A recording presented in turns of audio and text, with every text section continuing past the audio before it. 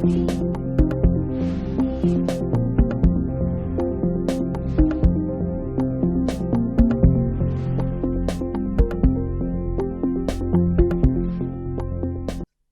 entonces con la presidenta de la Confederación Nacional de la Micro, Pequeña y Mediana Empresa, CONAPYME, señora Verónica Contreras, quien concurre con el vicepresidente don Héctor Sandoval. Verónica, tiene la palabra. Buenos días a todos. Muchas gracias, diputados, a todos los integrantes de la Comisión de Economía por haber considerado a las pymes. La verdad que aunque suene repetitivo, pero creo que es parte del malestar que sentimos los pymes, que es lamentable que se hayan aprobado temas en la Comisión del Trabajo cuando se escuchó a una sola parte de los implicados en este tema, porque por más que se diga que se haya tratado de resaltar que los empleadores no tienen que conversar el tema del salario mínimo, es necesario saber que muchas veces los pymes somos trabajadores de nuestras propias pymes y nos pagamos un sueldo y muchas veces no nos alcanza para cancelar nuestro salario, privilegiando en primer lugar cancelarle a nuestros trabajadores. Eso es un primer tema. El segundo, decir que este es un problema del salario mínimo adelantado, porque no tendríamos por qué estarlo viviendo en este momento cuando son las peores condiciones para conversarlo. Esto era algo que el mismo presidente de la República lo había dicho, que los 500.000 pesos iba a ser al término de su mandato, y eso tenemos entendido que es en marzo del 2026. Entonces, quizás nos gustaría saber de quién fue la brillante idea de adelantar el tema, si es de la CUT o fue de la ministra Jara, porque al menos de los pymes, que damos el 60% del empleo en este país, que tenemos a más de 5.000 trabajadores que dependen de nosotros, no fue idea. Tercero, decir que nosotros siempre fuimos por el 100% del subsidio. Se dijo en la Comisión de Trabajo, tanto en la sesión de ayer como en la anterior, que nosotros estábamos conformes, que no fue el tema del monto del subsidio el motivo de que nosotros no hubiésemos firmado. No es tan así, porque nosotros estuvimos en 2 reuniones siempre manteniéndonos con el 100% y después bajamos al 80%.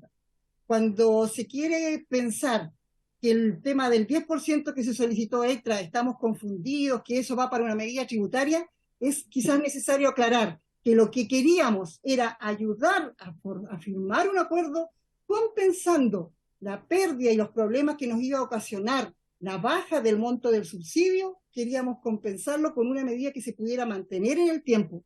¿Por qué? Porque aquí, para un problema permanente, como es una vez que se establece el salario mínimo, no se va a bajar de acuerdo a las malas condiciones en que pueda estar el país.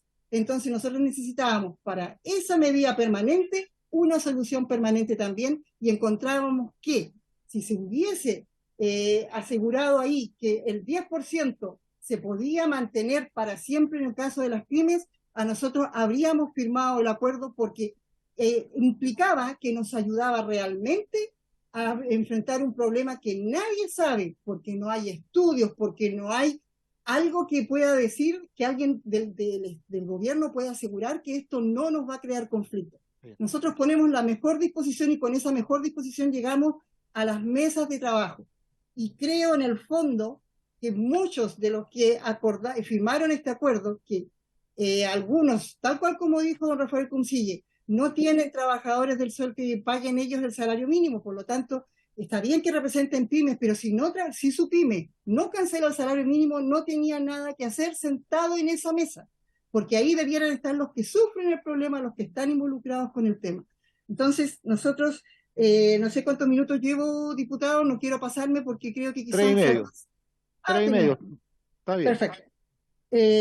Nosotros lo que creemos, y la gran pregunta aquí es, el Estado, para que no hablemos de gobierno y no se sienta como que esto es un tema partidista, el Estado, si los pymes nos vamos quebrando de a poco, como esto ya partió para el estallido social, porque no hay que desconocer que muchos pymes quebraron producto del estallido social, después se nos tomó la pandemia y hay muchos que estamos intentando levantarnos y aún no lo podemos hacer.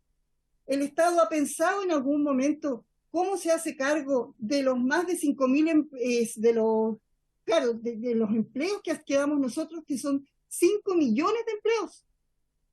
Si uno cuenta a 5 trabajadores por un pyme, ¿ha pensado el Estado qué va a hacer si nosotros seguimos quebrando? ¿Cómo se hacen cargo en adelante de esta situación?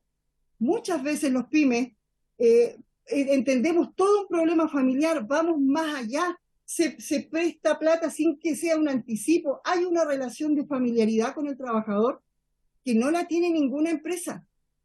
Entonces, decir que no se debe conversar con los pymes, porque a eso es a lo que uno, el sentimiento que tenemos, todos los que nos consideramos pymes y que damos trabajo y que somos propios trabajadores también, nos duele que se diga aquí que no se puede, que se haya dicho en la Comisión de Trabajo que no es necesario, no nada obliga a conversar con el empleador. No se nos confunda con un empresario.